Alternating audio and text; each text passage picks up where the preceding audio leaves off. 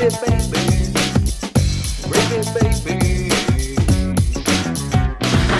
it, baby. DJ, you want to start us off or you want me to? Yeah. Yeah. Hey. Hey. What are you doing? Where are you at?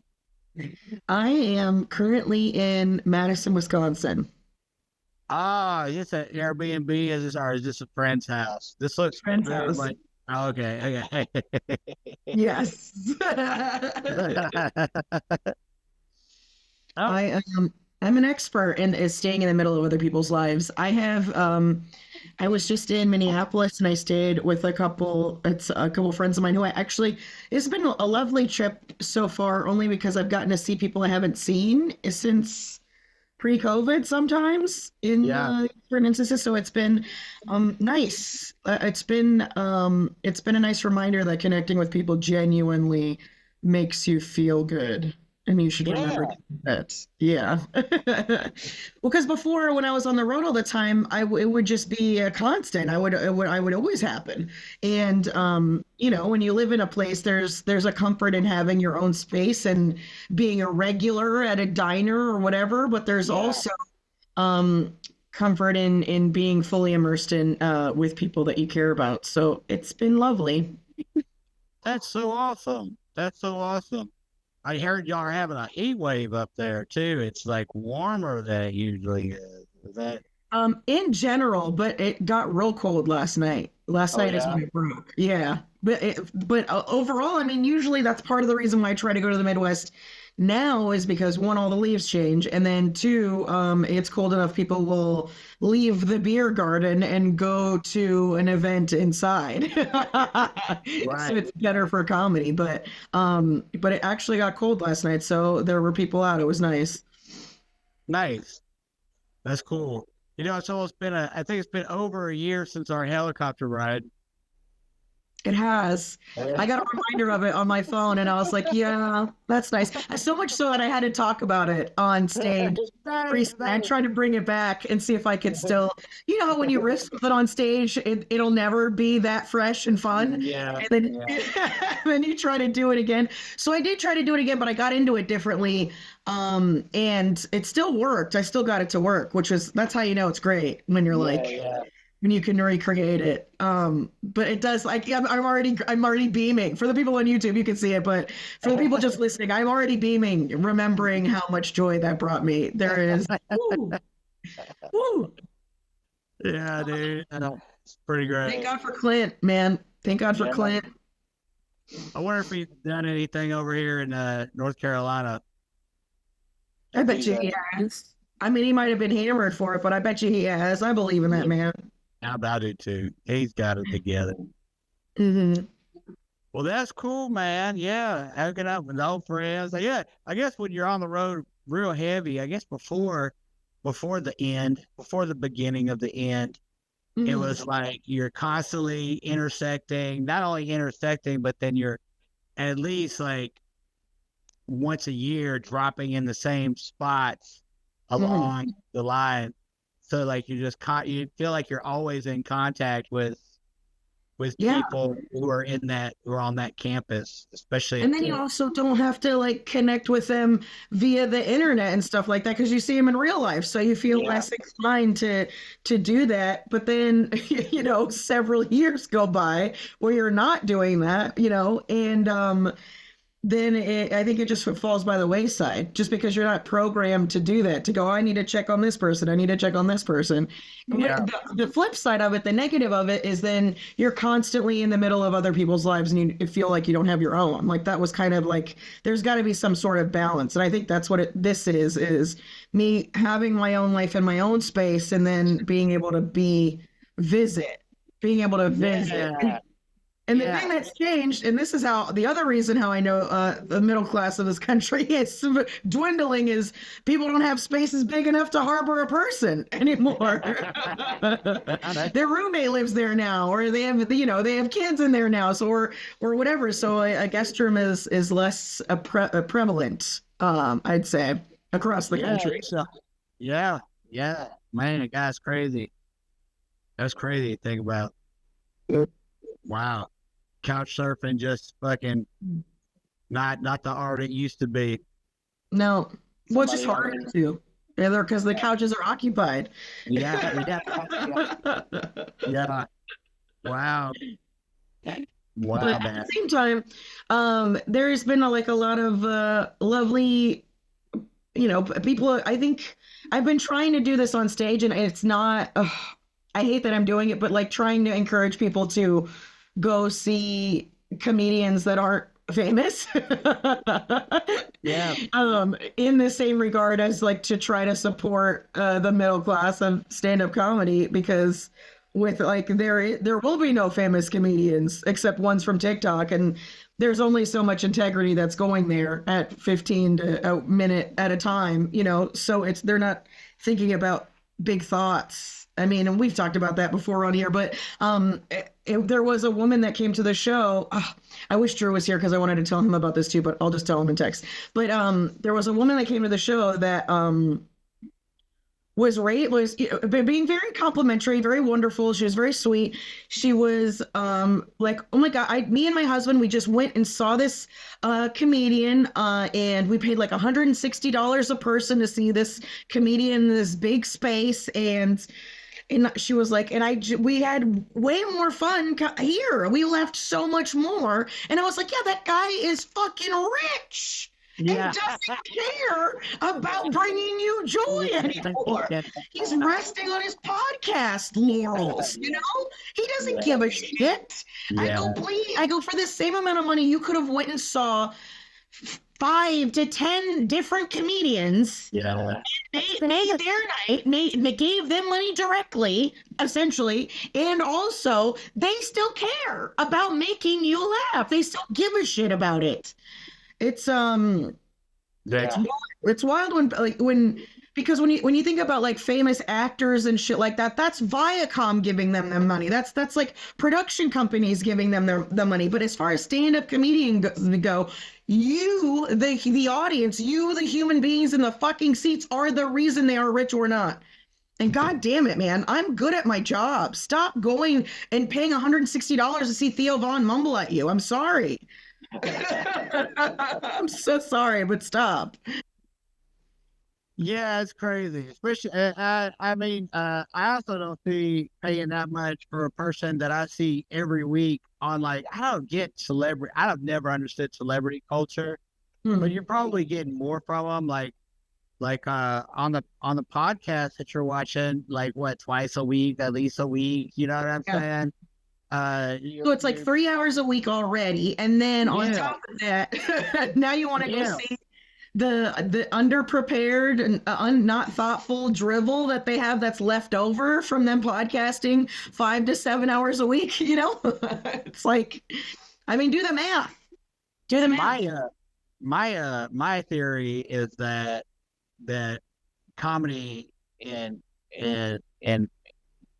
away from the celebrity podcast TikTok spaces are going to become like it's going to be where like it's just going to have a resurgence.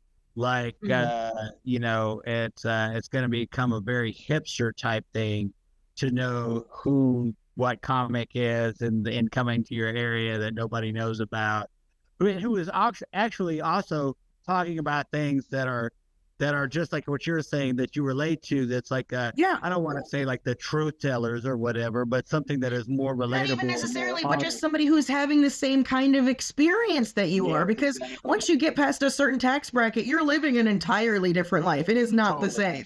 Yeah. Yeah. They try to act like they relate. They try to take off their shirt on camera and try to be like, look, I'm one of you, but you're not living the same life, man. You're not living the same life. Nah, dude. Nah. Not at all. It's really weird. Yeah.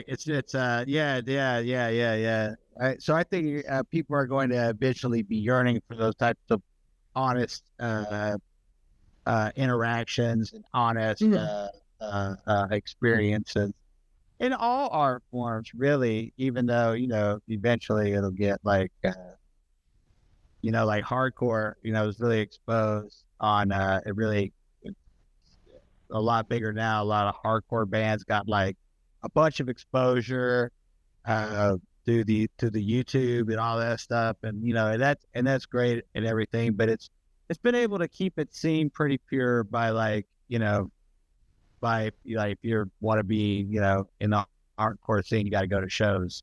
That's just makes shows get bigger and grow more. So it's pretty fucking cool, man. I think that can happen to comedy eventually. But even though comedy's so young, like still, I mean, it's starting to get older now. I mean, I felt the same way as far as an art form. Yes. Man, I just don't like this teenager phase, I guess it's in. I'm not a huge fan of what what people like, and I think it's because people who give a shit about human beings or whatever, like or they're the ones that struggle. It's the same. Middle class. The middle class is where entertainment thrives. That's it. And if you're getting nickel and dimed by every streaming service to watch any other kind of like entertainment that's not physically in front of you, that's not a live event, then you're still spending way more money. And with the diminishing middle class, you're going to get a diminishing amount of people who are going to go out and see shows. Not only that, but everybody goes to bed at fucking 7 p.m. that would be going to these shows. Or age demo. In the age demo below us, they're going to bed so early. I made this joke on stage where I was like, I'm so sick of you guys going to bed at the time when the show starts. What do I got to start doing? Fucking brunch shows? And the amount of eruption of applause. People were like, I would fucking love a brunch show. Yeah. Because then I could be in bed by 7 p.m. and watch my stories or watch whatever the thing is. Yeah. It's they made it too cozy is what they did. All the temper meeting, they did too much. They went out of their way. Now we got all our entertainment right here at the house with this fucking fancy mattress, and we all can't go out of bed. You know what it is? It's like the Matrix, except you crawl back into the pod with the goo, and you're like, oh, this is cozy. Oh, this is nice and cozy. Oh, my nice warm goo bucket. Oh, it's so warm. It reminds me of the womb. Very nice, and everything's okay. The water can't get me in here, That's so crazy. Because, like, dude, man, especially now that fall's coming, man, and, like, it's beautiful out here, and it just started getting crisp as hell at night. So, man, I like to throw my Toll House cookies out. I like the Toll House cookies in the air fryer, right? Because I could be feeding. Whoa, that's wild. I didn't even know you could do that. Yeah, man, you can do anything with an air fryer. Dude, the air fryer and Instant Pot, man, that's my jam, man. I don't even use an oven at all, really, man, or a grill or nothing. But, dude, I do everything on it. It's so crazy. It's so easy. It's like just something.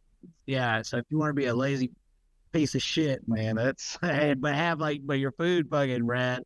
But yeah, man, I'll throw the cookies in the goddamn air fryer and I'll go feed, and by about that time the sun's coming down and the crisp is going out, man, my little fucking cookies are all hot and fucking ready for me to go, and I take a bit of pills and I watch my little show. Ooh, man, oh hell yeah. Yep, and then some hardcore band has one less DJ on the audience that it needs. I'm 45. I'd spend my time though. I done paid my dues for all that, man. I know. I did all the but dog, you're right though, dude. I could be going out and doing shit, but man, boy, what's it? The coziness, man. The coziness, man. I always said that. I was like a loved one in a blanket with a comfortable bed. It's the closest thing to heroin without doing heroin, in that it's that warm blanket. You know what I'm talking about? That warmness, and you could just rub your feet together. And... man. Nah, dude, it's so good. So good. Man. Our bed's just like one big cuddle puddle, you know what I'm saying? There's just animals everywhere. You just grab a dog or a goat or a cat or whatever you want to grab. Yeah, kiss on that thing, pull it close. Come here. Come here. Yeah. That's what's All crazy, man. fuzzy. And when they throw their head on you, you're like, okay, I'll stay here Yeah. forever. You're right. Yeah, you There ain't nothing but capitalism out there anyways. Yeah,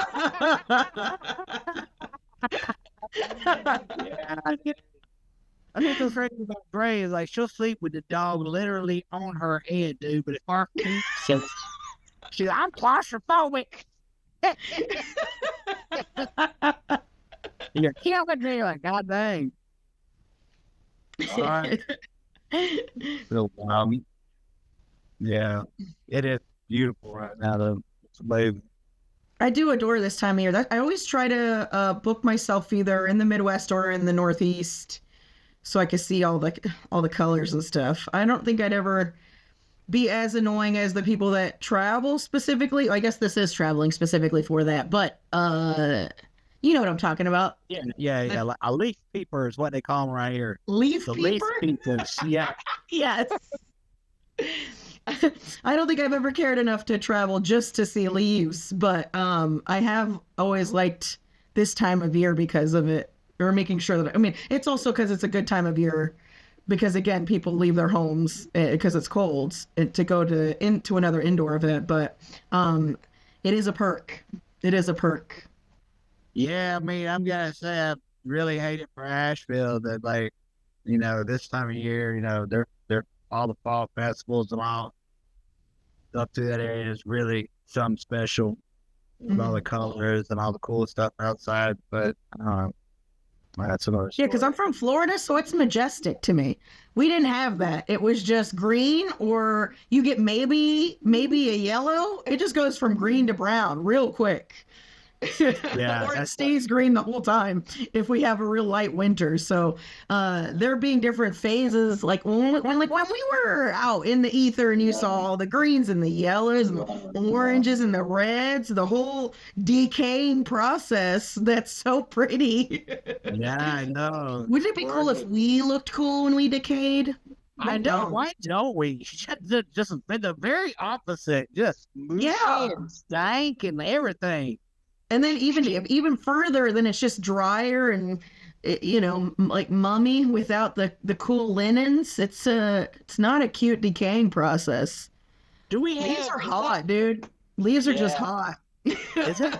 Do you think that it's in our brains, like to just naturally be, like, find that revolting, like just like immediately, like when you see the dead body or you smell the thing, is it like just in our brain? It's got to be, right? The chemistry in our brain, seeing that and associating. It's like, that's bad. Avoid that.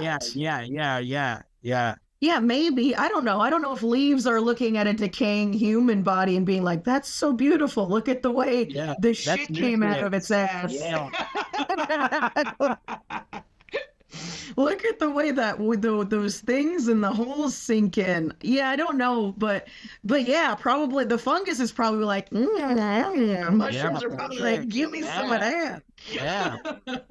All the birds are like, yeah, that's my jam.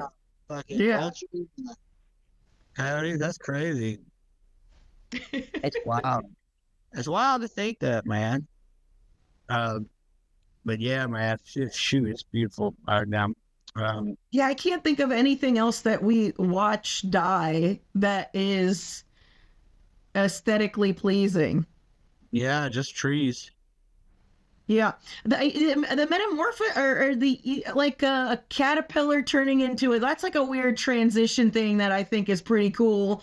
It takes a lot of time. You'd have to stare at a thing for a long time to see it, but that's a pretty fun transit. But again, that's not death. It's not like the caterpillar dies and then something else. Is the tree death, or is the tree just like getting a haircut? Like what? Like is it more like the tree's just like changing its clothes? Or just like not changing his clothes, or like, is it really death? I mean, are they dying?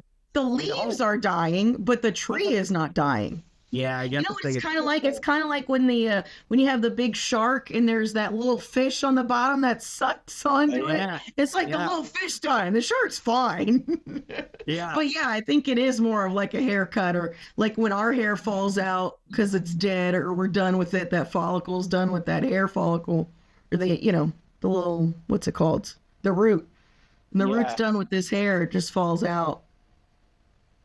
Yeah, it's something more like that. It's not just like just rot. I don't know, like food isn't appetizing at all when it's rotting. It doesn't smell good. I don't know. It's so weird that we have that one thing that's just like, you know what I mean? Just like dead stuff. Dead stuff. That stuff's always fun.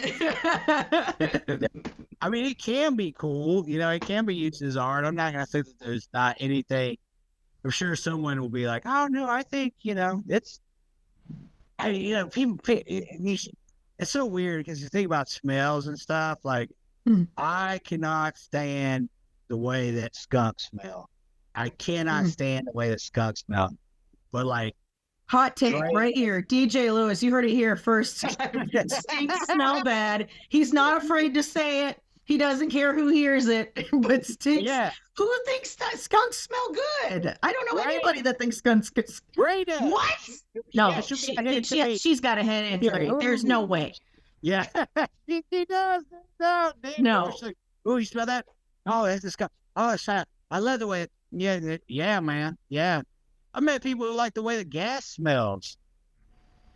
Yeah, and the people that used to sniff markers. I remember the people going to school with them. And not even the cool. This is my purple marker that smells like a grape, but just hardcore permanent markers. And now I don't know if they were trying to get. They were kind of goody two shoes, so it didn't seem like they were trying to get high. They just genuinely liked the smell of markers, which I thought was bizarre.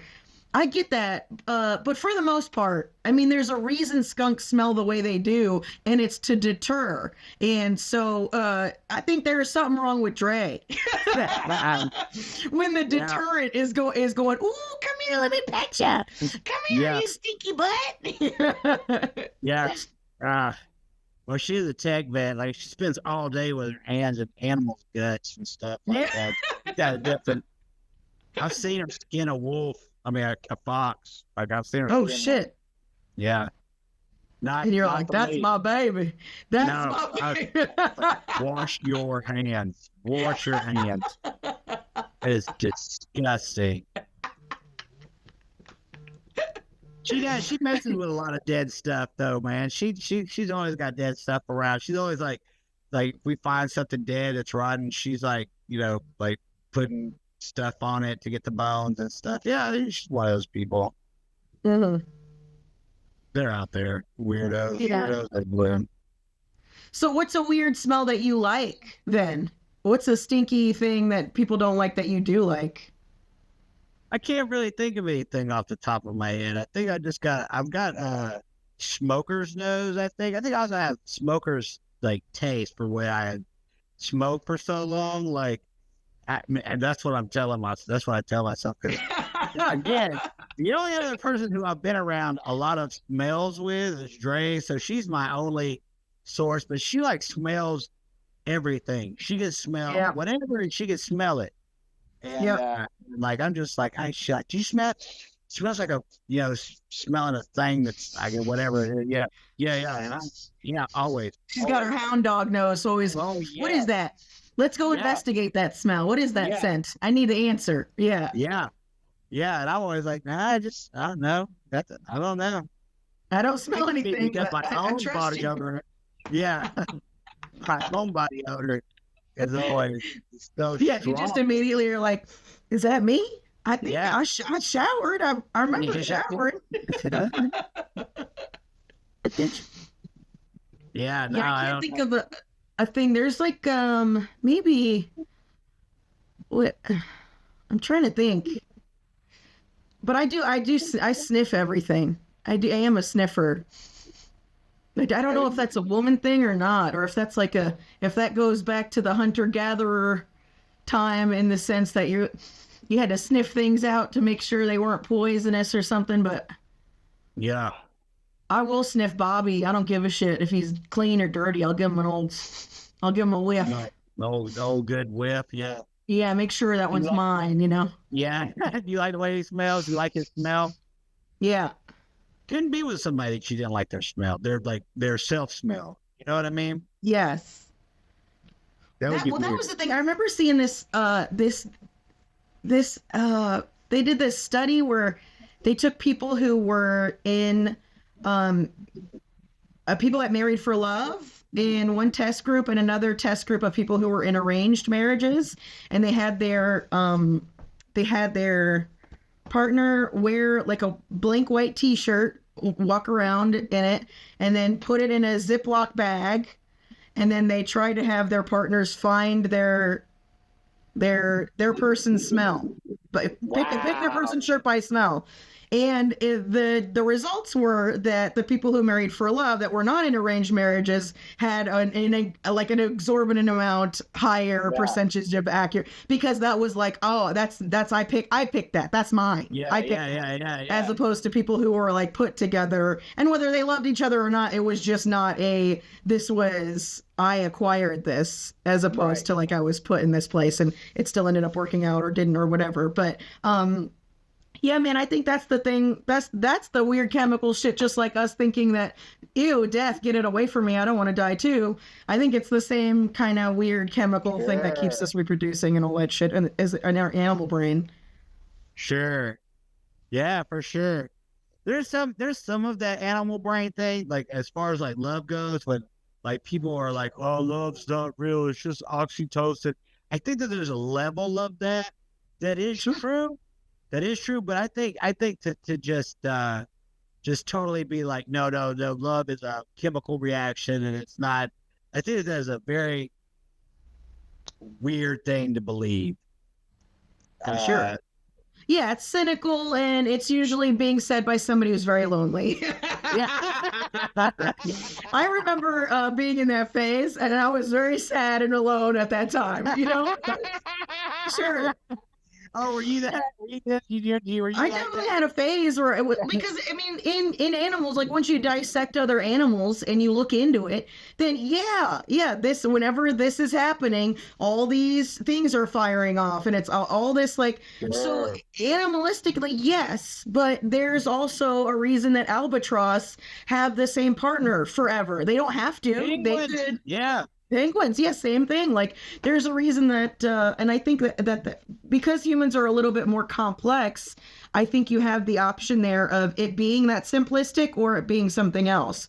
For me, it's because, well, I think it comes down to whatever you ultimately want out of your life. Like for me, the thing I'm constantly searching is being understood.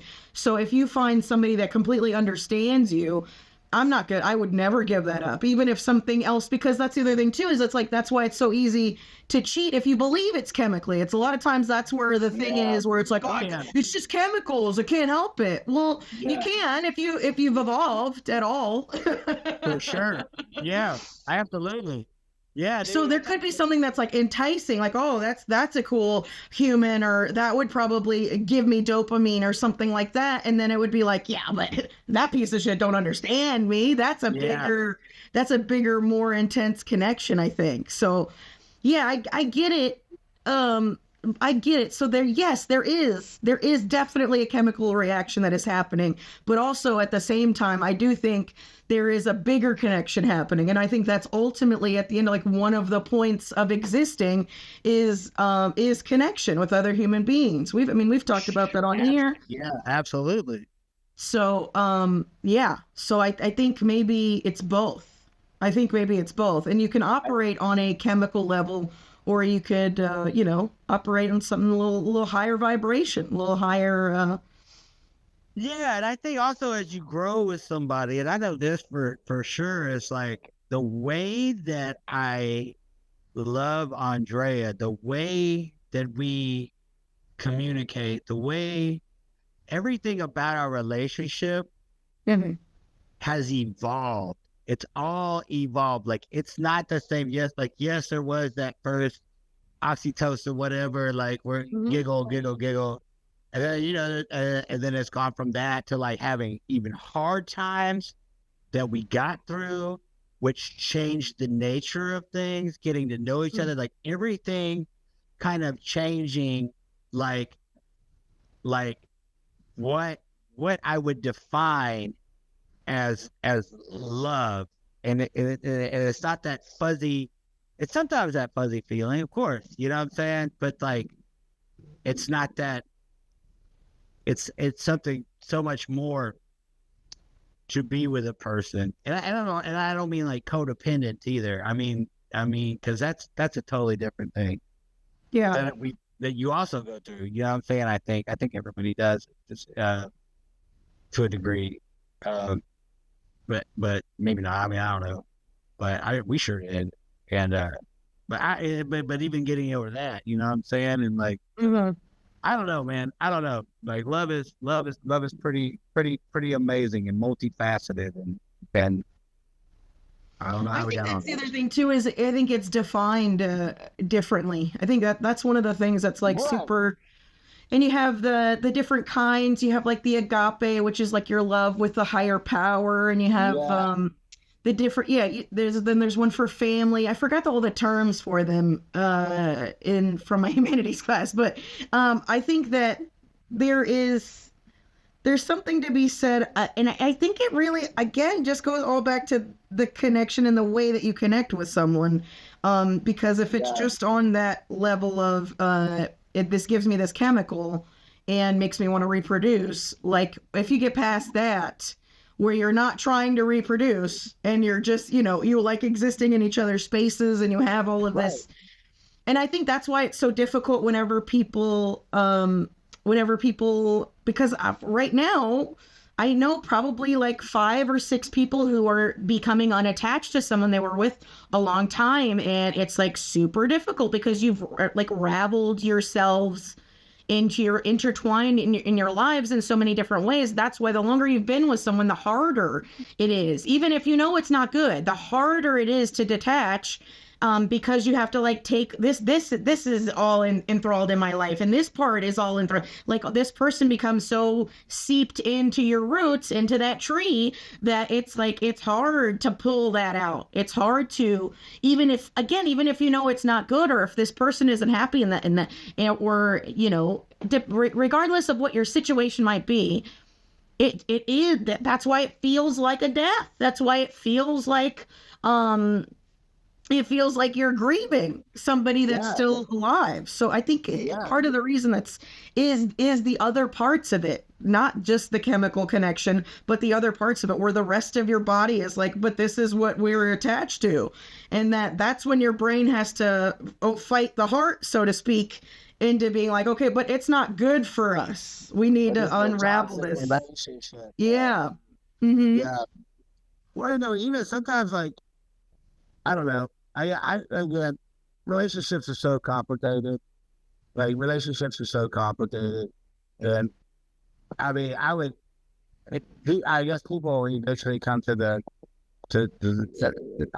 all different, and people eventually will come to what they need, what they want. You know what I mean? I don't know.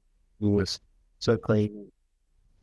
Because what I was thinking about was the time when I thought when me and Jerry were talking about, you know, well, we needed to go, but we weren't good for each other, and we both did. Mm-hmm. So I remember there being a time that we thought that.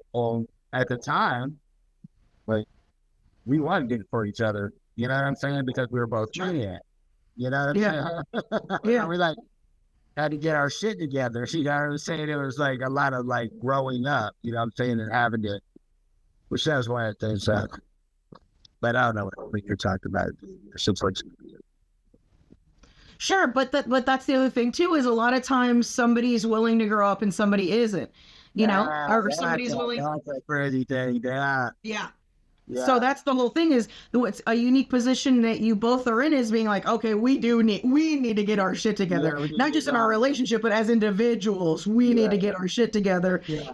And that's the other thing too, especially about when people get sober and stuff like that, or make big life-changing things, is like, okay, do I like this person, or do I just like doing things with this person? And that's the difference. Am I just comfortable with this person, or is this a good puzzle piece for me? And that's the other, and that's another reason that I think it's okay if you've been with someone for a long time and your lives are growing in completely different directions, you want different things. it's okay. You shouldn't feel like you have to stay in something just because maybe this is the first time you did feel understood, because now you know that that's possible and you can have that someplace else as well. So, but again, if you're with somebody who's not willing to do the work or to recognize something or any of those things, I think that at the end of the day, that's just gonna be, to me, it's like the water torture. It's just the slow drip. I forgot what it was called, but the slow drip on the forehead, where at the end of the day, it will slowly, yeah. When waterboarding is where they pour it in your mouth and stuff. I'm talking about the drop on the forehead. I don't remember. It was called like Torture. yeah, what was it? I think it was like Chinese water torture. I don't remember if it was Chinese. Well, now I'm about to be like accidentally racist, but the torture was it would drop. They would drop a droplet on your forehead over and over and over again, and that was it.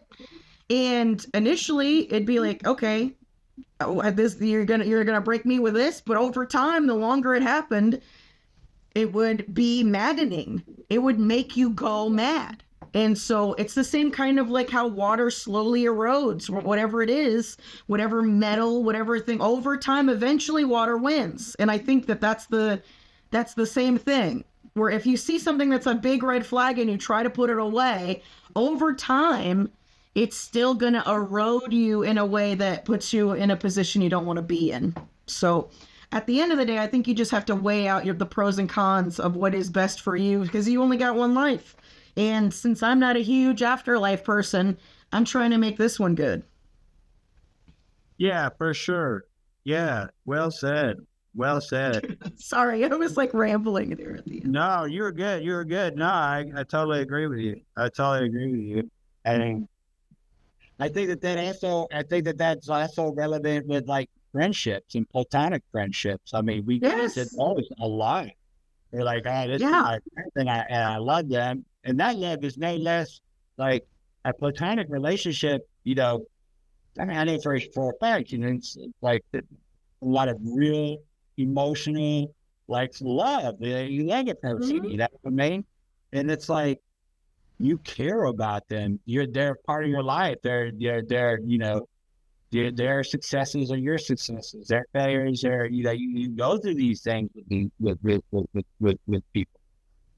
But then it gets into a point where it's like, okay, if I continue to do this, then, you know, I made the analogy, well, I won't make that analogy, but it's like when you have a friend who's like, you know, they come to you and they're in a relationship and it's like, oh man, this person that I'm with, they're not abusive. That's a different story. But like, you know, oh, they're bringing all this drama into my life, and I just don't know what to do. Like the first time, it's like, oh, you're sympathetic, and then the 500th time, like, dude, I don't want to hear it. I don't care.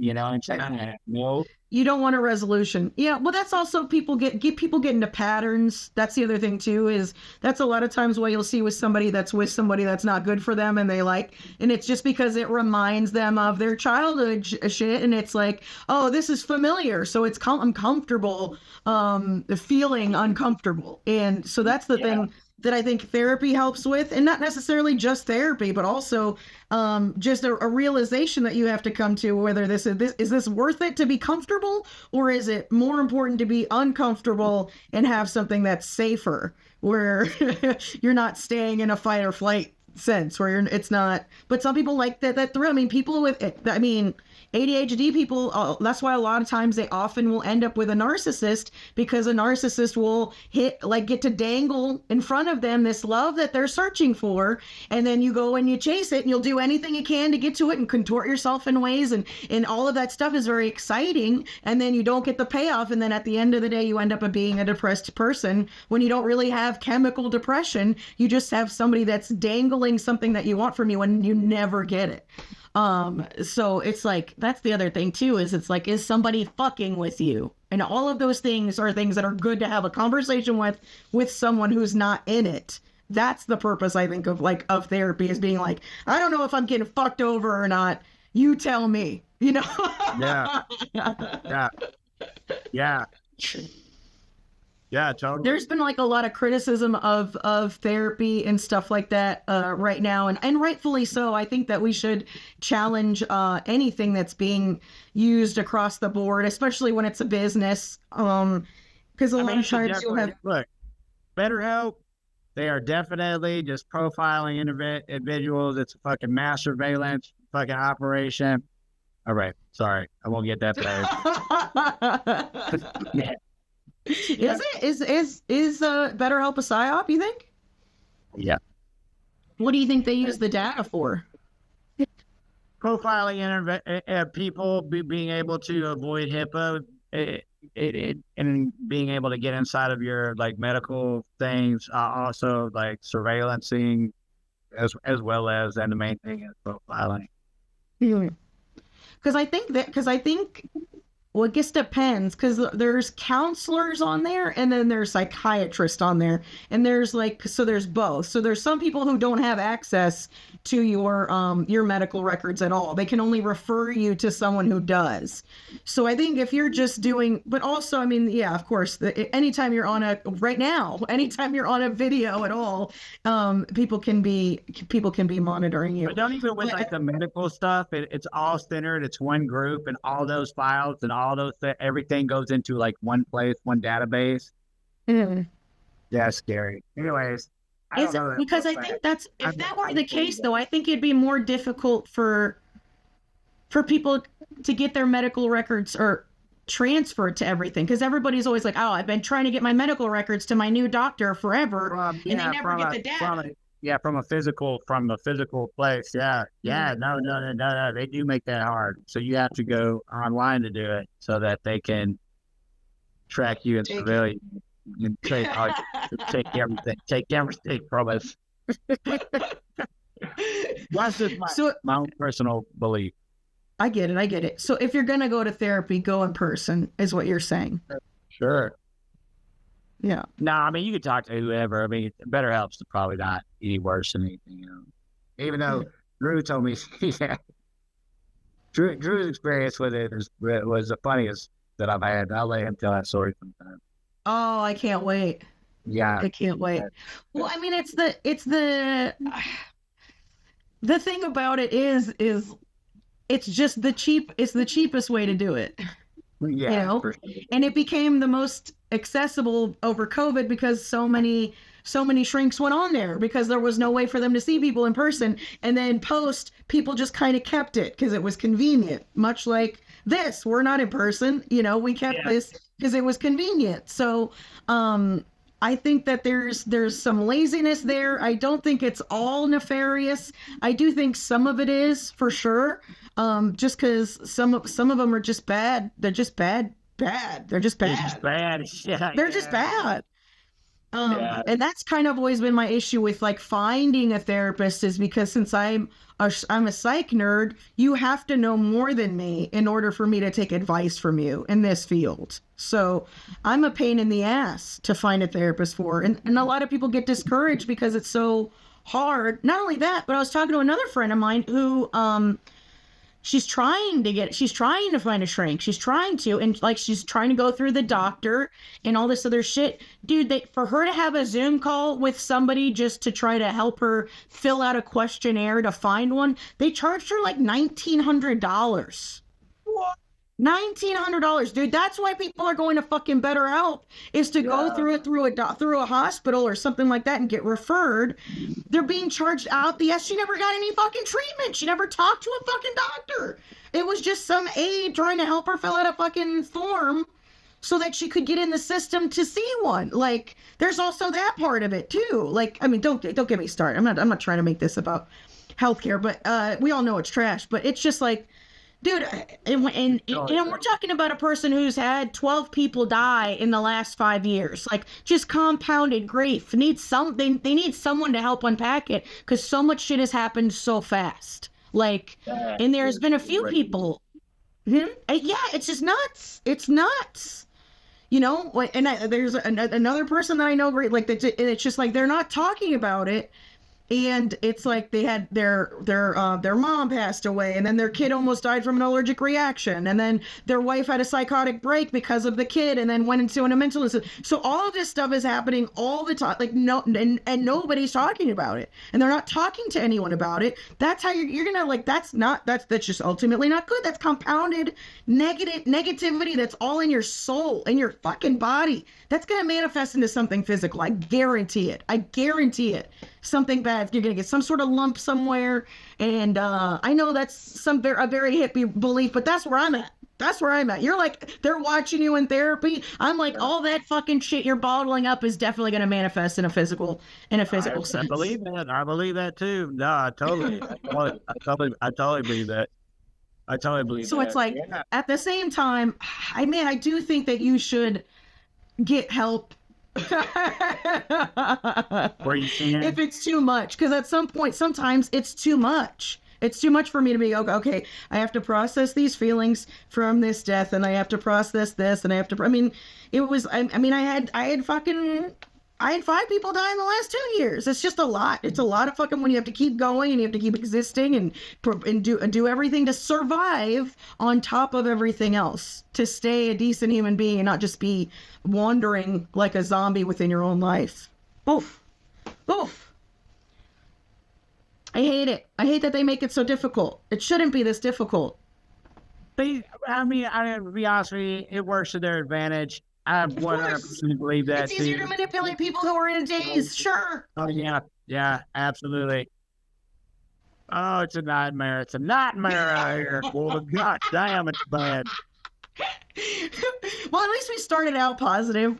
I knew eventually we would get here, but we started out positive. Oh, got it. So bad. Do you have anything that you feel gravy about? Since I started. A couple of things, yeah. My little nephew's in China, and we've been talking a lot. He's enjoying that. In China? Yeah, he's in China. Oh, like studying abroad, or just visiting, or moving there, or what? I think he's going to go to school there. He's just like up there checking it out. He tells me they're living in the future, so that's pretty bad. No, I wouldn't have wished the best for him. Yeah, he's really enjoyed it. Yeah. What part of China? A name I can't pronounce and won't even try. Not even gonna do it. See, I've seen the school. He sent me a bunch of pictures, and I think he's gonna try to get into. Hey, it's just great to see him. I know, it was his life, and it's just great to see him just get older. He's done really well in trade school, and he's a welder. Oh, hell yeah. Yeah, he's just doing it, man, and I'm just so proud of him. And so that's great. That's great. And he's just such a good kid. You know what I mean? And it's great that it just, whenever I meet other kids or people around his age or like whatever, it's like he impresses me even more because super smart. He's super he's emotionally mature, and nice. He's just like this guy. He's just like a guy. He's just like a dude. You know what I mean? Yeah. He's just out here just doing stuff. It's just like, oh man, I'm super proud of him. Super proud of his mama. So. Oh, that's nice. Yeah. That's nice. Yeah. Again, it's a connection, man. I'm telling you, I really truly think it's at the end of the day, that's the good shit. Yeah. That's the real good shit. That's awesome. Yeah. So he's going to school to be a welder in China. Like there's like some sort of school program. He's finishing up his trade school here, but he's over there. I think he's going to go over there to do something, to be something, to achieve. Yeah. I mean, if they're building. Yeah, I mean, like, fucking dude, like China's doing it, and like, they've got their own problems. That's very true, and there's a lot to say about it. But like, man, there's fucking lot of, it's really awesome over there. And like, if you want to work and like make money in a thriving, booming economy, that's like, you know what I'm saying? That they're not, you know, God, it's the way that, or India, which was, it was really weird too. I was just talking to Mark about this. Like I was watching the BRICS summit. It's like, I guess they're going to come up with this. Yeah, it'll be years. Okay. But it's really interesting. Like when you watch this and like you realize like these world powers that are coming together are like they're innovating. They're like you know, the GDP of the BRICS is like way more than the G7. Like we're watching these institutions that were like concrete, you know, they're fading out, and they're building into a new thing. It's half of you is like really scared. It's like scary as like an American who grew up at the height of American imperialism. Yeah. To know what direction that this, to see it happening, to watch like it happening. But at the same time, you can't help but think like, wow, I'm really happy for like all these countries, if they do have a chance, if they do get a chance, you know what I'm saying? If this does come to fruition, it would be great if Cuba joined BRICS. You know, they've got their application in. You know what I mean? Yeah. It would be fantastic for Cuba. There's no one, just, you know, Venezuela. That's another place. You know, it would just be so. It's just this really. It's a real. Mindfuck. Yeah. But I would bet, you know, but then, you know, you see him, he's over there and he's doing his thing. It's like, yeah, I would rather you be in a place where you know you're going to have a house, and you know you're going to have a job, and you know you're going to have health care, and you know what I'm saying? You've got a future when it's 75, you know, 25 years, you know, maybe you'll one day own a house, and no, probably not. You know what I'm saying? It's like, it's weird. It's weird. Somebody's got to die and give it to you. If not, fucking like a Big Rock, Black Rock, or Big Rock, whatever the fuck it's called, they're gonna get it. Yeah. But it's just really interesting. And really, I don't know. What about you? I guess the getting to see people really brought me a lot of joy.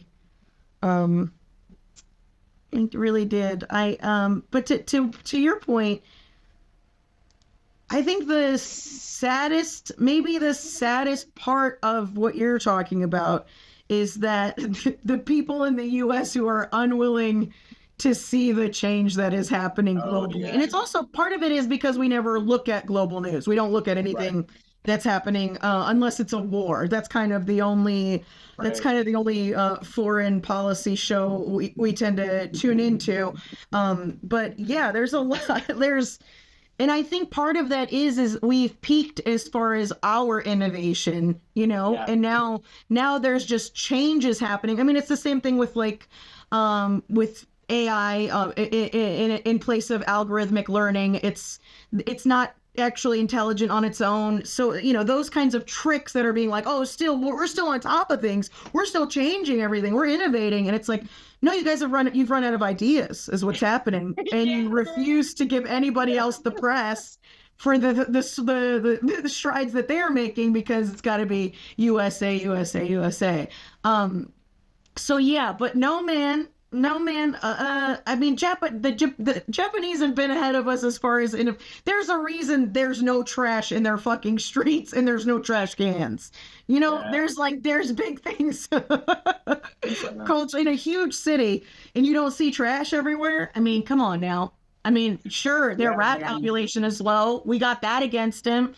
We got more rats than we have New Yorkers. So, I mean, I guess we're winning in that way, but there's definitely innovations that's happening that we're not fucking with, that are happening worldwide. No, and they had a whole part on like clean energy. They had a whole thing on like everything. And the war thing was like really interesting when they're talking about it. And the Secretary of the United Nations was there too, and it was this beautiful speech. And of course, like this is like Russia and like people like they people the guy from Kashmir was there. Like the total police state. Like you guys treat your like I'm not I'm not over here just like I'm not over here. I'm just saying it was neat to watch. Yeah. Watch. I was hoping something, but because it's so crazy that we always everything here is like, oh, we're the biggest and we're the best and we're war and fucking goddamn nobody ever really fucking. But the one that the summit on like multipolarism and human rights was beautiful because the guy said the only superpower, like we're not getting anywhere with these wars, especially when two nuclear powers are against each other. Yeah. You're only looking for mass Armageddon. You know what I'm saying? Like the only superpower in the multipolar world is peace. And I was like, oh my God. Finally, somebody gets it. Yeah, man. Yeah, dude. How much more unnecessary death needs to happen for you guys to realize it doesn't need to happen? Like it doesn't need to happen. And that was one thing. That's the other thing too. Is like to what end? There's only so much Earth. Do you need to conquest more? Build an internet following, motherfucker. You want a goddamn challenge? Build it. Yeah, for real, dude. For real. Yeah. Have a meaningful relationship with a human being. Exactly. A lasting Should do something that improves the lives of people while they're here. Now that's fucking powerful, dude. If you can improve the lives of people while they're here, But people never think about it like that. They never think about like one of the best managerial things that you can do is delegate your power, is to give it away. Yeah. That's how you become. And then people are like, oh, this person, they're the best because they entrusted me. But so on and so forth. Like that's always been the strongest points of people in a position of power is they go, I trust you, and you guys are going to do the belief in human beings at the end of the day. Because that belief in something, I think, is way more powerful than controlling something. Sure, 100%. Because control is that's totally a figment of your imagination. It's not real. Mm-hmm. It can only be done for just a small portion of time as well. Mm-hmm. Like you can only control something for until that thing. Either dies or, you die or it gets on. Well, I was thinking just about empires and how empires always work. And it's like. It's just old thinking, dude. It's old thinking. It's so old thinking, man. You want to be innovative, reconsider. Reconsider not being your own. Yeah. For once. Yeah. I mean, that's what America could do so much different if they were just like, you know what? We're at a place now where like the whole world hates us, like except for our like little vassal states, but like they're all broke. Like Germany's broke, UK, they're cutting off all the heat to their like old people, their pensioners. Like they're not even like providing the heat, but like they're still all these wars. It's insane. It's insane. But and so it's like it would be like now where you would start diplomacy, where like regardless of like what and diplomacy is compromise. You might not see eye to eye, that's fine. You know what I'm saying? You move forward, but instead the only thing like I don't know, they think that they're just gonna rule with an iron fist, and it's like, nah, man. The world said they've had enough. That you weaponize sanctions, you weaponize the dollar, you weaponize everything, you turn everything into a weapon. Just like every other fucking empire that's fallen, and then you outstretch yourself, you outsource yourself, you know what I'm saying, and you fail. People can't eat weapons, DJ. They can't eat weapons. They can't survive on weapons. It's such a crazy thing. I know you have weapons. Because guess what's going to happen? You're going to have to sell some of your weapons to feed your people, to have clean water, to have have infrastructure. You're going to have to start sell. And then guess what? At the end of the day, everybody now has the same fucking weapons. Yeah. It's like, what are you doing? What are you doing? Like they keep on talking about fucking like you keep on hearing, and Americans they're just so stupid. There's this admiral, and like the same day I'm watching this, I see this admiral from fucking from America. He's talking about turning the Taiwan Strait into a fucking hellscape, and I'm like, man, have you asked the Taiwanese how they feel about this? No, of course not. Like Taiwan does. Like, how are you going to like this is nuts. You guys are nuts. They're lead poisoning, fucking I don't understand. Anyway, that's the only way you see a dying empire instead of saying, okay, instead of making the mistakes that every other empire has made, thinking they're decline. How do we? Because it's not like you're going to stop being a superpower. That's going to happen as far as like what a superpower is. You're going to be a player on the global stage. However, it is changing. So how, as our power decreases and our dollar decreases, how do we best manage this situation as to keep our, our people and all these things? But I don't think that there's any interest in that. Well, no, I mean, not right. Not currently. I mean, we can, I mean, yeah. How do you rationalize with the insane people who want to be in power? How do you rationalize that?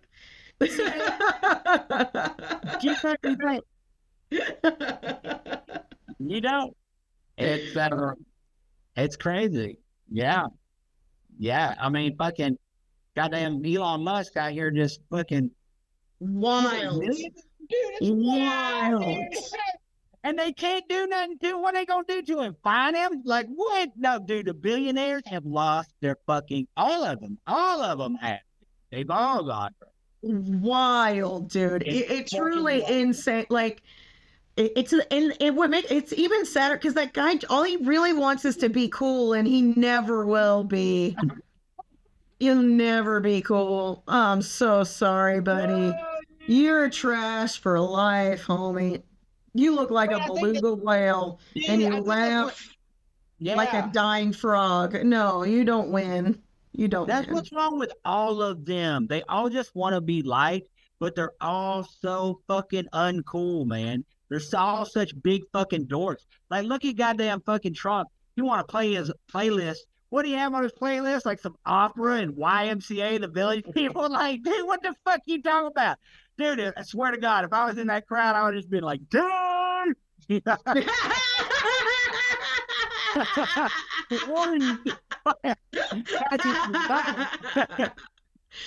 that's why he's like, look how cool I am. I make French fries at McDonald's. Look how cool I am. I'm like, these motherfuckers don't know what cool is. They really don't. They don't have any idea, dude, and nobody likes them. So disconnected, dude. Not even rich people like them. You know what I'm saying? Like they're not even welcome in rich people's stuff because they're just so tacky and weird. Yep. Yeah, it's like beyond that. It's just strange. Oh, good heavens! Like, dude, it's like fucking however much money you think the goddamn fucking like even the My Pillow guy at his house. How many times do you think he actually got invited to like a soiree with the Rothschilds or like real money? You know what I'm saying? No, never. Yeah, these people are like that guy's still a poor person to them. Come on now. Exactly, dude. Exactly. That's why they hate poor people so much, man. Is because they know that in the rich community, they're seen as like the white trash of fucking rich folks, and they fucking are. Not to be white trash. Lord knows, I cook everything with an air fryer. Yeah, I know. I'm afraid. Listen, game recognizes game. I know my tracks when I see it. We're going bankrupt. We're cooking in air fryers. They got living this life. Guys, if you love us, make sure you join the Patreon, patreon.com/GravyBabyPie. That went fast. You know? I know it did. We did jump around a lot. It was fun though. It was fun. If there's anybody out in the ether, please go see live stand-up comedy shows. I know Drew rescheduled his Asheville date for December 20th, I want to say. So make sure you check out Drew's Instagram and go check that out. And then I know a couple of you asked about the well-read combo with DJ, and I will be there. I don't know. I don't even know when it is. I don't imagine I will so. not ever be in Nashville again. Okay, I'll hold my shoes off it a foot in Nashville ever. Well, you wouldn't be able to get in. You'd be in traffic the whole time. You never actually get in the city. No shit, man. No shit. No shit. I will be in various parts of Colorado in the first week of Colorado. That's 4th, 5th, 6th, 7th, and 8th. In Eagle, Colorado, Aurora, Colorado, Denver, Colorado. Go to CarmenMorales.com for all of your Carmen Morales needs. I will also be at the Comedy Mothership in Austin, November 29th through December 1st, with the incredible Owen Smith. He has invited me to go, and I am elated to work with him. And I think that's it. Tomorrow and the next day for my birthday. Oh my God, it's my birthday weekend. Oh my God, DJ, it's my birthday. I know, it's my birthday. At the Funny Carmen, if you want to Venmo me for a cup of coffee for my birthday. Or if you're in Wisconsin right now when you're hearing this, tell people to come see me in Janesville at the Comedy Cabin. And we love you and we adore you. And we'll see you next week. Hi, guys. Bye, guys.